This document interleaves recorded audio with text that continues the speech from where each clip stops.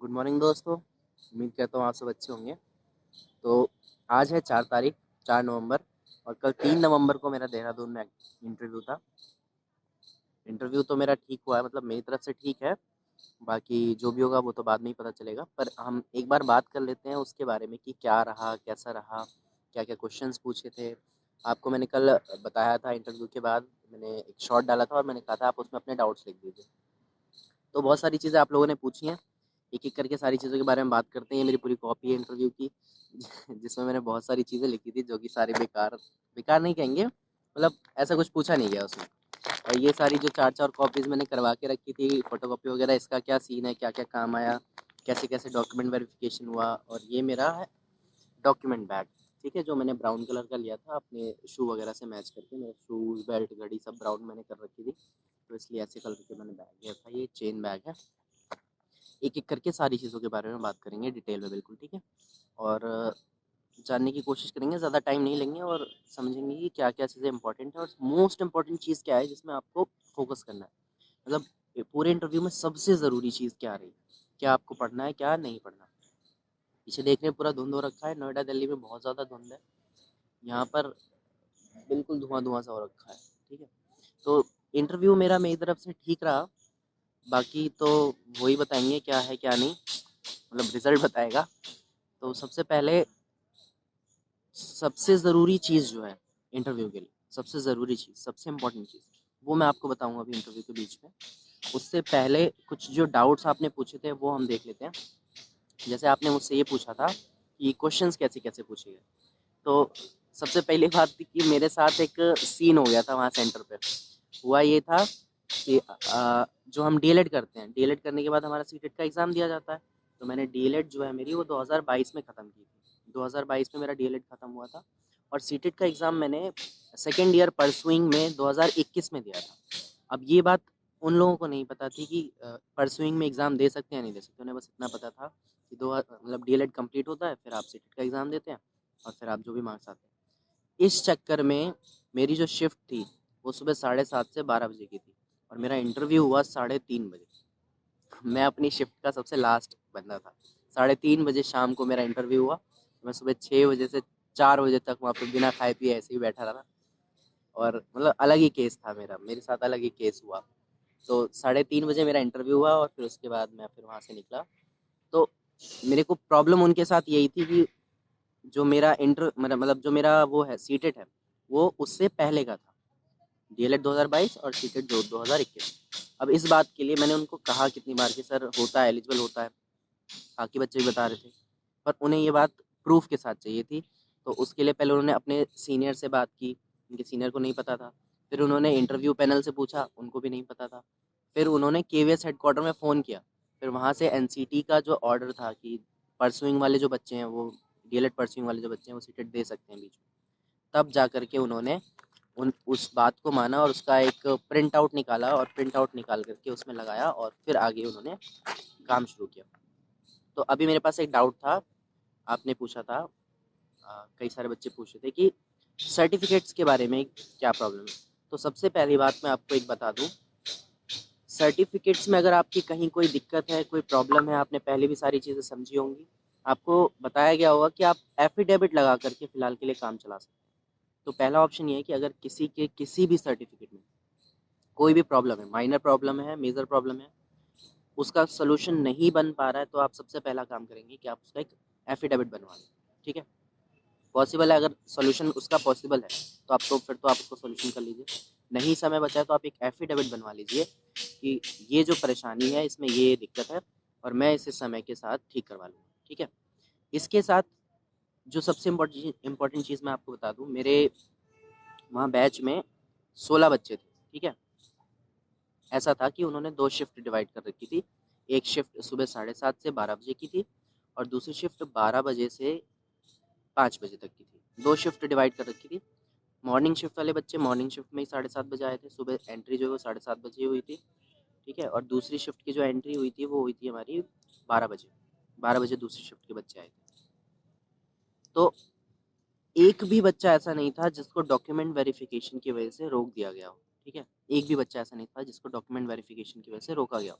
तो सबसे इम्पोर्टेंट चीज़ आपको यही ध्यान रखनी है अपने दिमाग में कि अगर आपके डॉक्यूमेंट्स में वहाँ कोई प्रॉब्लम हो भी जाती है, जैसा मेरे साथ हुआ, मेरे में कोई प्रॉब्लम नहीं थी, लेकिन बिना बात के उन्होंने इश्यू बना दिया था।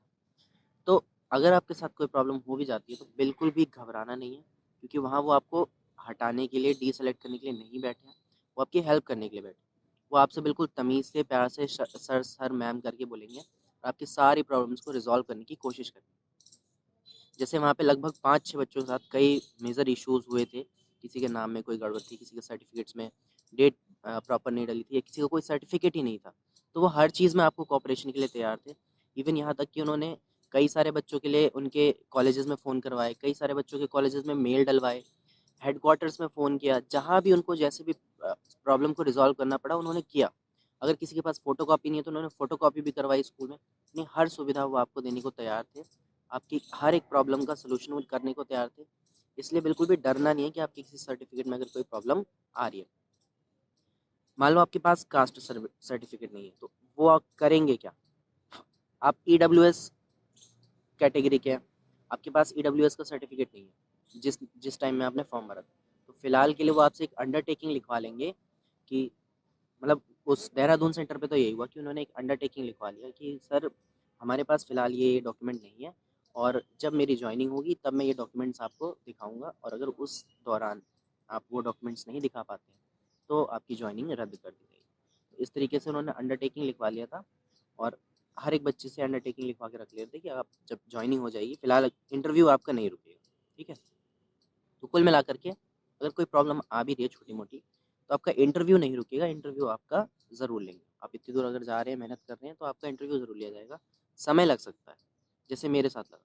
समय जो है 12 बजे का था और मेरा इंटरव्यू हुआ 3:30 बजे, और वहाँ कोई नहीं बचा था मेरे बैच का। तो एक हिम्मत जो है वो आपको बना के रखनी है, दिमाग में रखना है कि होगा ज़रूर। अगर आप उतनी दूर गए हो तो प्रॉब्लम आपकी रिजॉल्व ज़रूर होगी, ठीक है। ये आपको ध्यान रखना है। SC ST के सर्टिफिकेट्स की बात करें, अगर आपकी सारी प्रॉपर डेट वगैरह बिल्कुल फिक्स हैं, ठीक है, आप जहाँ के रहने वाले हैं वहाँ का सर्टिफिकेट आपको है आपके पास, तो फिर तो कोई दिक्कत नहीं। अगर कोई दिक्कत आ रही है तो उसमें आप एक एफिडेविट लगा सकते हैं। मान लो सर्टिफिकेट नहीं है, या सर्टिफिकेट कहीं गुम गया है, या भविष्य में बन जाएगा, या पिछले उसका था एक्सपायर हो चुका है, ऐसा कुछ। ये सारे इश्यूज जो हैं वो आप समय के साथ रिजॉल्व कर सकते हैं। अगर आपके पास समय है तो आप उसको रिजॉल्व कर लीजिए, नहीं समय है तो आप एक एफिडेविट बनवा लीजिए, या फिर आप उनसे बात कर लीजिएगा कि सर ये जो सर्टिफिकेट है वो मैं प्रोवाइड करवा दूंगा आपको ज्वाइनिंग के टाइम पे, अभी आप एक अंडरटेकिंग ले लीजिए उनसे, ठीक है। तो इस तरीके से आपकी प्रॉब्लम को रिजॉल्व किया जा सकता है, ठीक। ये बात हो गई सर्टिफिकेट्स की।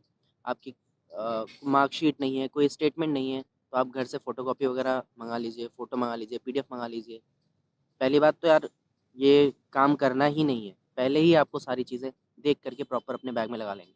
बहुत सारे बच्चे थे जिनके किसी की स्टेटमेंट रह किसी की मार्कशीट रह गई है, किसी का सर्टिफिकेट रह गया है।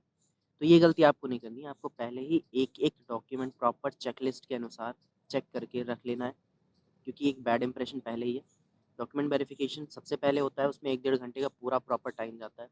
मेरे में तो पूरा 5-6 घंटे का टाइम लग गया डॉक्यूमेंट वेरिफिकेशन का। तो आपको पहले ही सारे डॉक्यूमेंट्स लाइन से सेट करके रख लेने हैं, और असेंडिंग ऑर्डर में लगाना, 10वीं 12वीं DL ED CTET और फिर ग्रेजुएशन, इस ऑर्डर में आप अरेंज करके रख लेंगे, ठीक है। ये बात हो गई डॉक्यूमेंट्स। इसके बाद क्वेश्चंस कैसे पूछे थे, जो मतलब डिटेल्ड मेरा एक्सपीरियंस है वो तो मैं एक अलग वीडियो में आपको पूरा अच्छे से सुनाऊंगा, क्योंकि मेरे साथ कुछ स्पेशली कहानी हुई थी। तो मैं डिटेल्ड जो वीडियोस के बाद एक्सपीरियंस के ऊपर अलग से एक और बना दूंगा, ये वीडियो ज़्यादा बड़ी हो जाएगी। और अभी रेलेवेंट बात कर लेते हैं। क्वेश्चंस मुझसे ऐसे पूछे गए थे, एक भी क्वेश्चन मेरे से सब्जेक्ट रिलेटेड नहीं पूछा गया। मान लो कि भाई इस सब्जेक्ट की नॉलेज रिलेटेड, हाँ सब्जेक्ट नॉलेज रिलेटेड मुझसे नहीं पूछा गया कि भाई मैथ्स के बारे में बताओ, साइंस के बारे में बताओ, EVS के बारे में बताओ, ऐसा कुछ नहीं पूछा गया। मुझसे सिर्फ बच्चों को हैंडल करने, ICT के बारे में क्वेश्चन पूछा था कि मान लो आपको क्लास में मुझसे एक क्वेश्चन ये था कि स्मार्ट क्लास बनानी है अगर आपको एक, तो आप उस स्मार्ट क्लास में क्या क्या चीज़ें रखेंगे। तो उस वक्त मैं काफ़ी हड़बड़ाया हुआ था, तो मैंने ज़्यादा डिटेल में आंसर नहीं दिया था। एक मैंने कहा था कि मैं एक स्मार्ट बोर्ड लगाऊंगा, और मैंने कहा था कि उसमें कुछ ऐसे टॉयज़ वगैरह या मॉडल्स वगैरह लगाऊंगा जिसमें लाइट या कुछ इस तरीके की चीज़ें इस्तेमाल होंगी, बच्चे उससे अट्रैक्ट होते हैं, ठीक है। और आप अपने हिसाब से अपना आंसर देख सकते हैं, जो बेस्ट आंसर आपको मिले। मैं क्वेश्चन अभी फ़िलहाल आपको बता रहा हूँ, ठीक है। एक चीज़ उन्होंने मुझसे ये पूछी थी कि बच्चा जो है वो 3 चर होते हैं, एक स्वतंत्र चर, एक मध्यस्थ चर और एक आश्रित चर, ठीक है? तो बच्चा क्या है? वो आश्रित चर है, स्वतंत्र चर है या मध्यस्थ चर है, ठीक है? फिर उन्होंने पूछा कि जो अध्यापक है वो क्या है? वो स्वतंत्र चर है, आश्रित चर है या मध्यस्थ चर है? फिर उन्होंने किताब के बारे में पूछा, किताब क्या है? स्वतंत्र चर है, मध्यस्थ चर है या आश्रित चर है, ठीक है? और एक सवाल ये था, एक टीचर वहाँ, टोटल 4 टीचर थे, जिनमें से एक था, मतलब जिनमें से एक टीचर थे जो शुद्ध हिंदी बोल रहे थे, एक टीचर थे जो इंग्लिश में बोल रहे थे, इंग्लिश में ज़्यादातर क्वेश्चंस पूछ रहे थे, और एक मैम थी जो मुझसे मेरी फैमिली के बारे में बीच-बीच में पूछ जा रही थी, जिन्होंने सबसे पहले एक मुझसे पूछा कि आप अपने बारे में बताएँ, तो मैंने अपने बारे में बताया। उन्होंने हिंदी में बोला था इसलिए मैंने हिंदी में इंट्रोडक्शन दिया, इंग्लिश में पूछती तो मैं इंग्लिश में देता, मैं तैयार था। फिर उन्होंने मेरी फैमिली के बारे में पूछा, फैमिली में कौन-कौन है, मैंने फैमिली के बारे में बताया। कौन क्या करता है ये भी उन्होंने पूछा, ये भी मैंने उनको बताया। फिर उन्होंने फैमिली मेंबर्स कितने हैं ये पूछा, छोटी बहन कितनी बड़ी है, बड़ी बहन कितनी बड़ी है, ये सारी चीज़ें, मतलब पूरा डिटेल मेरी फैमिली के बारे में प्रॉपर पूछ रहे थे। इसके साथ फिर मेरे आर्ट एंड क्राफ्ट को मैंने उनको दिखाया था। तो आर्ट एंड क्राफ्ट से रिलेटेड उन्होंने जो भी आपकी हॉबी है उससे आप प्रिपेयर है ना, ये हॉबी से रिलेटेड वो सारे क्वेश्चंस पूछेंगे। मेरा आर्ट एंड क्राफ्ट था तो मेरे से भी उन्होंने आर्ट एंड क्राफ्ट के बारे में सारी चीज़ें पूछी थी।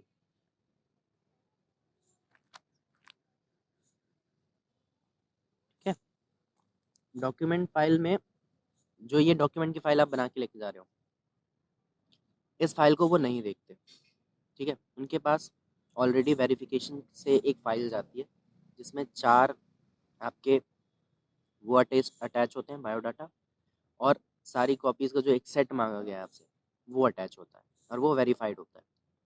तो वही वो फाइल उनके पास अलग से बन के जाती है, वही उनके पास रहती है। उनके हाथ में आपका बायोडाटा होता है, बायोडाटा में आपको जो दिखाना है वो आप दिखा दो, यानी जो अपना आप शोकेस करना चाहते हो, अपनी बेस्ट चीज़ जो आपके पास है वो आपको बायोडाटा में शो कर देनी है। अपनी सूटेबिलिटी में बता दो, प्रॉपर अपने जिस चीज़ के लिए आपकी वो क्या बोलते हैं क्वालिफिकेशंस जो है आपके, आप उसको प्रॉपर फिल कर दीजिए। आपके पास स्पेशल अचीवमेंट है वो आप प्रॉपर फिल कर दीजिए। तो कुल मिला के आपके पास वो एक पेज है जो बायोडाटा का, वही सबसे ज़रूरी है, उसी को आप सबसे इम्पोर्टेंट तरीके से बढ़िया सुंदर राइटिंग में लिख करके फिल करेंगे। बाकी डॉक्यूमेंट्स मैंने आपको बताया, पूरा एक सेट जो है वो उनके पास जाता है, आपकी फ़ाइल वो नहीं देखते। मेरे केस में क्या हुआ था, मैंने आर्ट एंड क्राफ्ट की चीज़ें अपनी फ़ाइल में बनाई थी, तो मेरा इंटरव्यू जब ओवर हो गया, मैंने उनसे रिक्वेस्ट की कि मैम मैं आपको कुछ दिखाना चाहता हूँ, मतलब एक रिक्वेस्ट है, मैं आपको कुछ दिखाना चाहता हूँ, क्या मैं दिखा सकता हूँ? फिर मैंने उनको स्पेशली अपनी फ़ाइल ओपन करके अपने आर्ट की, अभी मैं आपको भी दिखा दूँगा, या ये वीडियो लंबी हो जाएगी ज़्यादा तो मैं आपको दूसरी वीडियो में दिखाऊँगा। तो मैंने उनको अलग से अपनी फ़ाइल ओपन करके दिखाई और अपने आर्ट एंड क्राफ्ट की चीज़ें उनको दिखाई। तब वो बहुत ज़्यादा पॉज़िटिव वहाँ से एक रिस्पॉन्स मुझे नज़र आया कि हाँ, ये पॉज़िटिव रिस्पॉन्स है। मुझे बहुत अच्छा लगा।